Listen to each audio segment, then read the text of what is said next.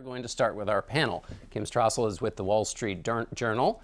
Susan Page is with the USA Today. Ed O'Keefe writes for the Washington Post, and our own Nancy Cordes of CBS News. Kim, I want to start with you. What is the Boehner, put the Boehner decision in context, the larger context of the Republican Party for me? Well, he's being put out there as a scapegoat for all the frustrations that conservatives feel about what they haven't got done. I mean, probably the bigger scapegoat, if you wanted one, ought to be Mitt Romney, in that he failed to win the presidency in 2012, and he left President Obama with a veto pen. And from the minute that happened, what was very clear is that they were never going to get through anything that rolled back the Obama agenda, and they've been hitting their heads on the wall ever since. I think the real measure of how you would look at Boehner's tenureship there ought to be not what they managed to roll back, but what they stopped, because that's fundamentally why they were sent there. And it was 2 years into the Obama presidency. There was plenty more the president wanted to do, a lot more spending, a climate change bill, all kinds of things, and they did manage to stop that. But they were never going to be able to force him to give up on his agenda. Yeah. Nancy, the speaker said false prophets. Mm-hmm. That's a pretty tough. We've seen him bristle, but false prophets is pretty. It's about as hard as he's been on the conservatives inside and outside of the House. Yes, and I think what always really frustrated him was not just that he felt that their agenda was unrealistic, but that they knew that it was unrealistic and that they pushed more naive members towards it anyway, and basically set up a no-win situation where they tried to gain these symbolic victories that just put them at a tactical disadvantage at the end. So he was always trying to convince his members, trying to educate them, that's a word he used a lot, to play the long game, to be tactical. That's a reason that he stuck around as long as he did through all the ups and downs, because he was a really tactical guy.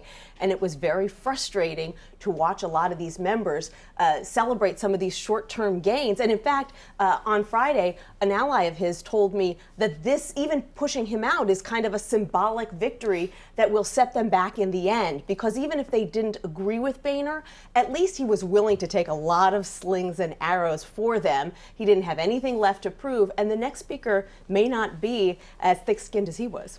Susan, I want to ask you, I've heard two things in my reporting with members on the Hill. One group, the conservatives, say we are on the rise here, and the next speaker is going to have to listen to us, and we've got a list of demands. And then there's another group of Boehner allies who say the conservatives are going to have to be chastened because there's no way they're going to kick out two speakers in a row. In other words, if the next speaker doesn't deliver, they'll try and go for him as well. What's your sense of how it plays out going forward? Yeah, I think that's like whistling past the graveyard. I mean, the last six speakers have all left not of their own devices. I mean, it seems to me that the most conservative forces in the House are emboldened by what's happened to John Boehner. And this creates, I think, a very difficult situation for the next speaker, probably Kevin McCarthy, and for Republicans who are running for president, because they're going to. We already see this in the Republican presidential contest, where the rise of the outsiders create enormous problems for people who we think are more realistic nominees, like Jeb Bush or Marco Rubio.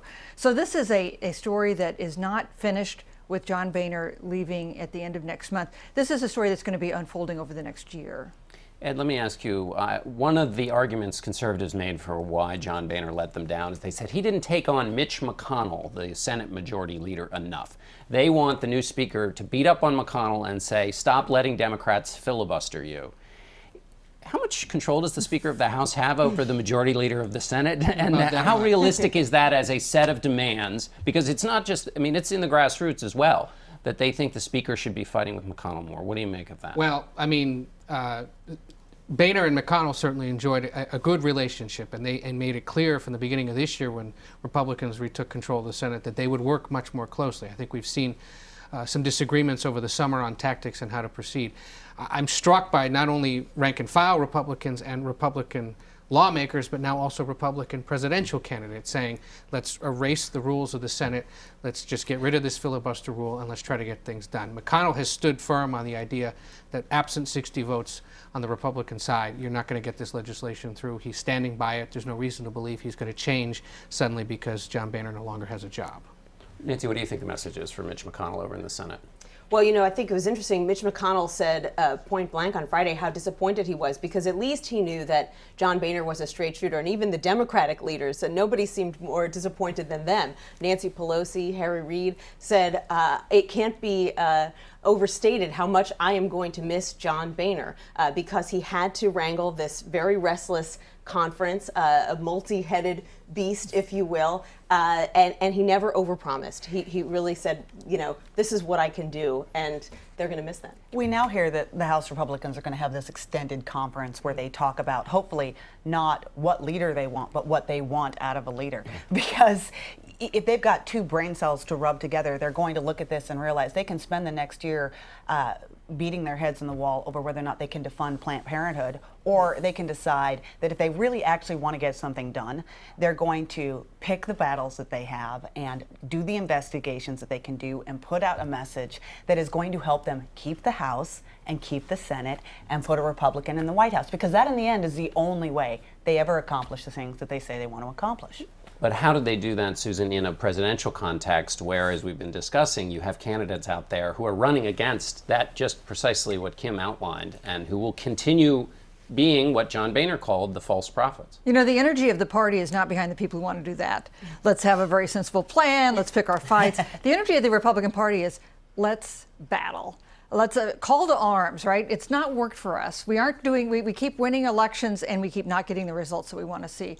So I think it is, that these forces have been unleashed. I think it is unlikely that if things are going to get done, it's going to be done in the next 30 days by John Boehner deciding, I'm going to pass some stuff that my folks may not like, to clean out the barn, as he said in his interview with you. I mean, does he go for a longer funding bill so you don't have a crisis on December 11th? Does he try to pass the infrastructure bill that's been stalled? Does he choose to do that, which he'll have to do with Democratic votes? I will say that Kevin McCarthy, who looks like he's most likely to be the next speaker, does probably have a better relationship with this crowd, the Freedom Caucus, if you will, than Boehner did, simply because generationally he's closer to them. He's only been in Congress since 2007, and he worked to get a lot of them elected. Yeah, as one member has told me, he doesn't have the scar tissue built up that Boehner has. All right, all of you, sit tight. We're going to have more from our panel, and we're going to get to Governor Kasich. Susan, I want to switch to the 2016 race for the presidency.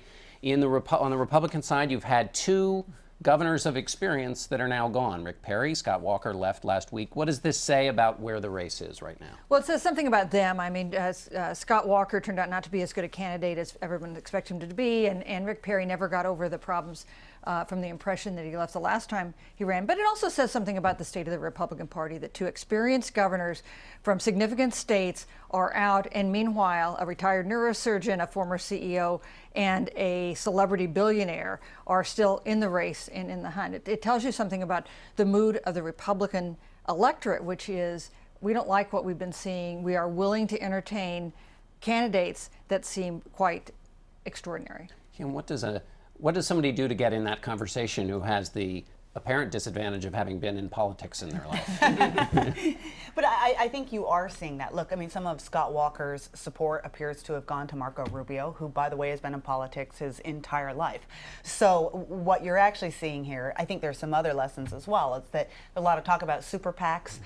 One of the reasons that you had 17 people in the Republican field, we find out that, in fact, that alone cannot actually get you over the finish line. You actually have to be a good candidate.